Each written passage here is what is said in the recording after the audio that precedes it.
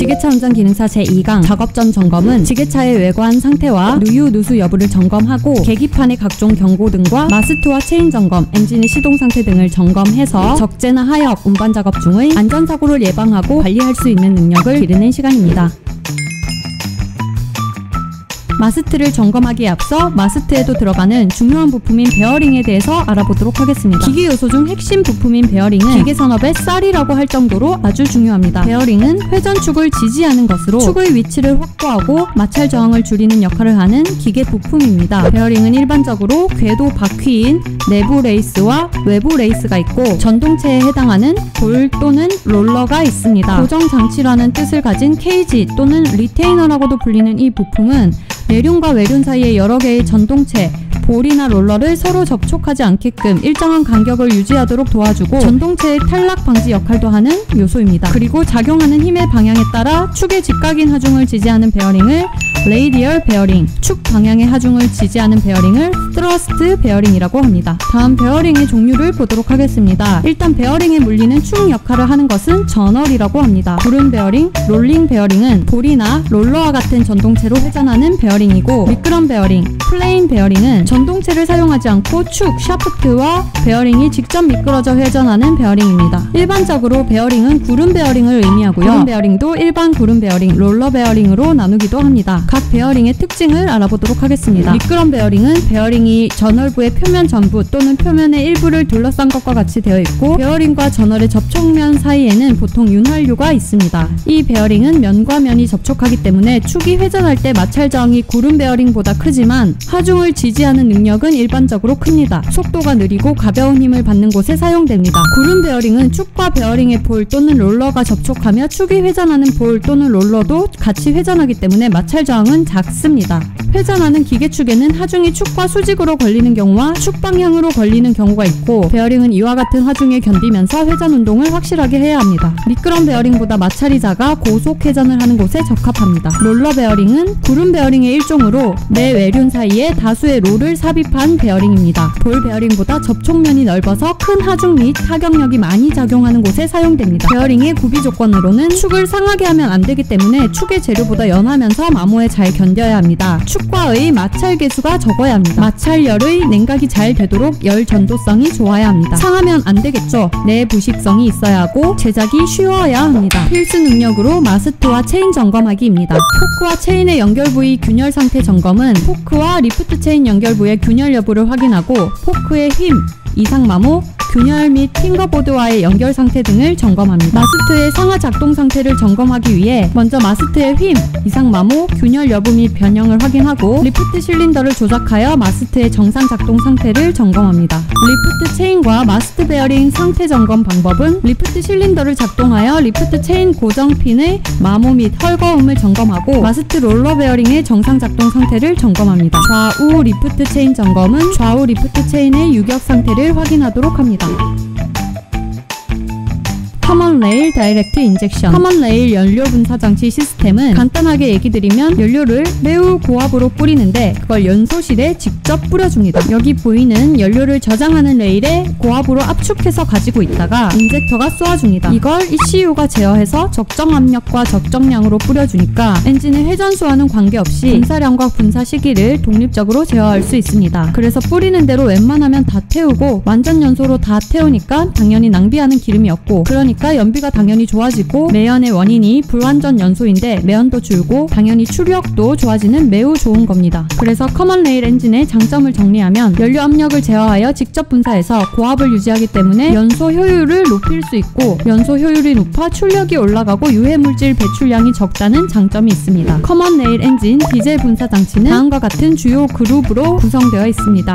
연료를 공급하는 부품들로 구성된 저압부, 고압 펌프, 커먼 레일, 인젝터 및 고압연료 파이프로 구성된 고압부, 각 센서, ECU, 액추에이터로 구성된 전자제어 시스템. ECU는 전자제어 유닛, 일렉트로닉 컨트롤 유닛의 약자입니다. 이 중에 순수하게 엔진의 연료 분사를 제어하는 엔진 제어 유닛, 엔진 컨트롤 유닛의 약자도 ECU입니다. 과거에 차량의 전자화가 이루어지기 전에 ECU라 하면 보통 엔진 제어 유닛만을 가리키기도 했지만 지금은 차량의 전자화가 광범위하게 이루어져 엔진 제어 외에도 변속기, 자세 제어, 에어백 제어, 타이어 공기압 관리 등에도 전자제어 유닛이 사용되므로 개별적인 전자제어 장치들을 통칭할 때 사용되는 단어가 되었습니다. 하지만 엔진 제어에 한해서는 여전히 좁은 의미의 ECU라는 단어가 쓰입니다. 그래서 문맥을 살펴보고 따져야 하겠습니다. 여기서는 엔진 제어 장치를 뜻하는 거죠. 커먼 레일 시스템의 연소 과정은 점화 분사, 주 분사, 사후 분사를 거칩니다. 파일럿 인젝션, 예비 분사라고 하여서 주 분사가 이루어지기 전 연료를 미리 소량 분사하여 연소가 원활히 되도록 하기 위한 것입니다. 점화 분사 시 기관의 소음과 진동이 줄어드는 효과가 있습니다. 주 분사를 통해 기관의 주된 출력을 담당합니다. 사후 분사는 배기가스 규제가 강화되면서 새로이 적용된 기술로 연소가 끝나고 배기 행정이 진행되는 과정에 연소실에 추가로 연료를 분사하여 연료가 배기가스를 타고 촉매 변환기로 전달되도록 하는 과정입니다. 배기가스와 함께 넘어간 연료가 촉매 변환기에서 연소되면서 질소산화물을 줄이는 역할을 합니다. 주요 구성 부품과 역할을 보겠습니다. 고압 공급 펌프는 고압의 연료를 커먼 레일에 공급하는 기능을 합니다. 연료 레일은 고압 공급 펌프로부터 공급되는 고압의 연료를 저장하고 인젝터로 매회 분사되는 양만큼의 연료를 보내주는 기능을 합니다. 역류 방지를 위한 체크밸브 및 고압 센서가 부착되어 있고 연료 압력은 항상 압력 센서에 의해 모니터링되고 연속적으로 엔진에서 요구하는 조건에 따라 조절하게 됩니다. 인젝터는 커먼 레일로부터 공급되는 연료를 ECU로부터 보내진 펄스, 신호에 따라 노즐을 통해 분사하는 기능을 합니다. 여기서 펄스는 디지털 신호를 의미하고요. 이 펄스 시기에 의해 분사 시기가 정해지고 펄스의 폭에 의해 분사량이 정해집니다. 커먼 레일의 방식은 특성 제어의 자유도가 커서 엔진 회전수에 관계없이 분사 시기, 분사율, 분사압의 독립적인 제어가 가능합니다. 지게차에 주로 쓰이는 디젤 엔진과 경유에 대해 알아보겠습니다. 디젤 엔진의 연료인 경유는 석유계 원유에서 정제한 탄소와 수소 유기화합물의 혼합체입니다. 디젤 엔진의 원료로 쓰이기 때문에 디젤유라고 부르기도 합니다. 유황분이 함유되어 있어 공기 중으로 황산화 물질을 배출하여 공해를 유발하는 환경 문제 때문에 옥수수나 콩 등에서 추출한 식물성 기름을 섞은 바이오 디젤이 개발되어 대체 연료로 사용되기도 합니다. 경유의 물리적 성질으로 색상은 흑갈색 또는 담황색입니다. 비중은 물의 비중이 1이라고 했었죠. 경유의 비중은 0.82에서 0.89입니다. 불꽃을 튀겼을 때 가열되는 가장 낮은 온도를 인화점이라고 하는데 경유의 인화점은 40도씨에서 90도씨고 경유 연료가 지속적으로 연소되는 온도인 발화점은 산소 속에서 245도씨, 공기 속에서 360도씨입니다. 경유의 구비 조건으로 자연 발화점이 낮아야 하고 유황 성분이 적어야 하고 세탄가가 높고 발열량이 커야 합니다. 세탄가, 세테인 넘버. 여기서 세테인은 탄화수소의 일종으로 석유 속에 들어있는데 무색의 기름으로 디젤 기관용 연료의 내폭성을 판정하는 데 쓰여서 세탄가는 착화성을 판단하는 수치입니다. 그리고 고형 미린물이나 유해 성분을 함유하지 않아야 합니다. 경유의 착화성은 연소실 내에서 경유가 착화할 때까지의 시간으로 표시되고 이 시간이 짧을수록 착화성이 좋다고 할 수 있습니다. 디젤 엔진은 루돌프 디젤이 원리를 확립한 디젤 사이클을 따르는 내연기관 엔진입니다. 겉으로는 가솔린 엔진과 유사한 구조를 가지지만 이론적 배경 및 연료가 다릅니다. 연료 자체의 차이 외에도 여러 작동 방식의 차이로 인해 가솔린 엔진과 비교했을 경우 디젤 엔진만이 지니는 몇 가지 장단점이 존재하고요. 가장 큰 차이점은 팽창 방식입니다. 가솔린 엔진은 흡기 시 압축한 가솔린과 공기를 섞어서 실린더의 점화 플러그에 스파크로 불을 붙여 연소시켜서 구동 에너지를 얻는 방식인 반면 디젤 엔진은 실린더에 공기만을 흡입시켜 압축으로 온도를 높인 뒤 액체인 경유를 뿜어서 자연적으로 발화시켜 구동 에너지를 얻는 방식으로 작동합니다. 이렇게 고온에 압축된 공기에 연료를 분사해서 자연 발화시키는 것을 압축 착화 방식이라 합니다. 외부에 불꽃 없이 발화하여 연소하는 온도를 착화점 또는 발화점이라고 하고요. 가솔린의 착화점은 250도씨에서 450도씨이고 디젤의 착화점은 170도씨에서 200도씨입니다. 이러한 연료의 특성 때문에 압축 착화가 가능합니다. 디젤 엔진은 흡입 행정에서 공기만 흡입하여 15에서 20대 1의 높은 압축비로 압축하고 그 온도는 50도씨에서 60도씨가 됩니다. 이때 압축된 연료를 실린더 내에 분사시켜 자기 착화, 압축 착화 시킵니다. 디젤 기관의 단점으로는 연소 압력이 커서 엔진 각부를 튼튼하게 제작하여야 하고 엔진 출력당 무게와 형체가 큽니다.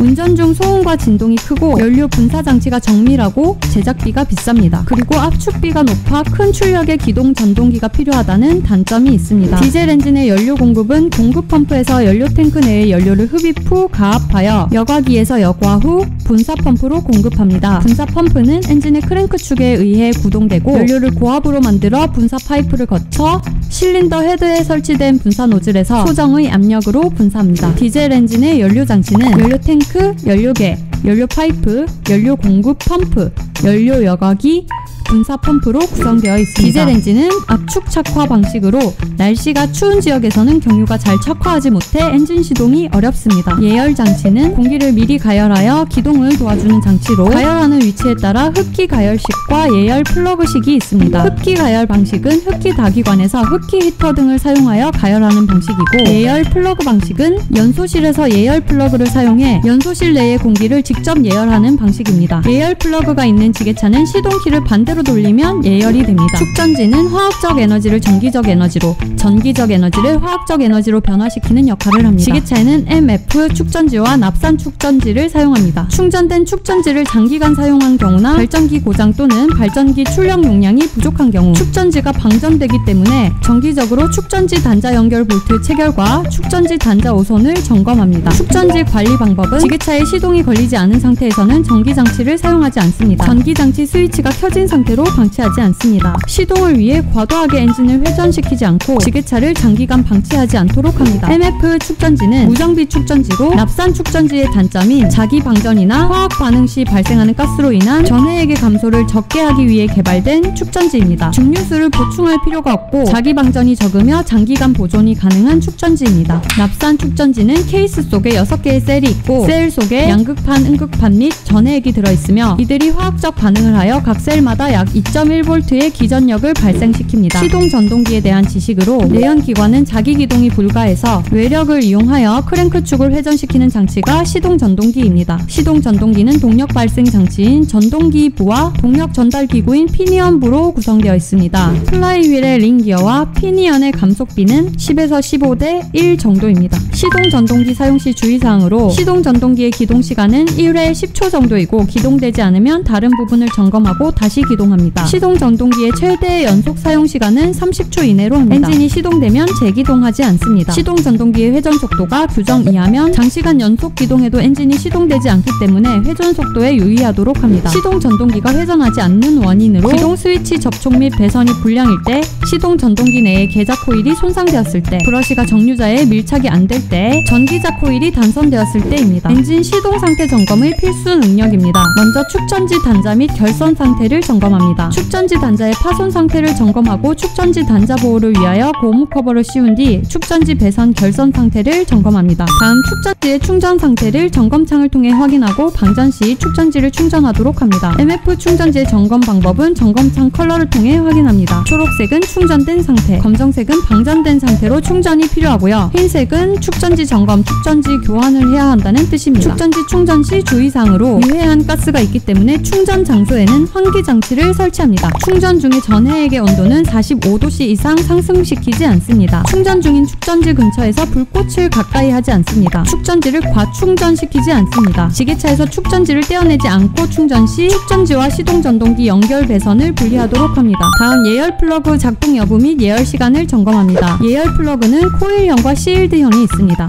코일형은 그림의 우측으로 코일이 감겨서 직렬로 결선되어 있으며 히트 코일이 연소실에 노출되어 있어 예열 시간이 짧습니다. 항상 연소가스에 노출되어 기계적 강도 및 내부식성이 적은 특징이 있습니다. 시일드형은 열선이 감겨있는 병렬로 결선되어 있으며 튜브 속에 열선이 들어있어서 연소실에 노출되지 않습니다. 발열부가 코일이 아닌 열선으로 되어 있으며 발열량도 크고 열 용량도 크다는 특징이 있습니다. 한냉 시 지게차 시동 후 바로 작업을 시작하면 유압기기의 갑작스러운 동작으로 인해 유압장치의 고장을 유발하게 됩니다. 작업 전에 유압오일 온도를 상승시키는 것을 난기운전이라 합니다. 동절기 또는 한냉 시에는 필히 난기운전을 해야 합니다. 엔진의 난기운전은 시동에서 시작하여 시동 후 기관이 정상 작동 온도에 도달할 때까지의 시간을 의미합니다. 지게차 난기운전은 작업 전 유압오일 온도를 최소 20도씨에서 27도씨 이상이 되도록 상승시키는 운전입니다. 엔진의 난기운전 후 지게차 난기운전을 하도록 합니다. 여기까지 작업 전 점검에 대해서 알아보았습니다.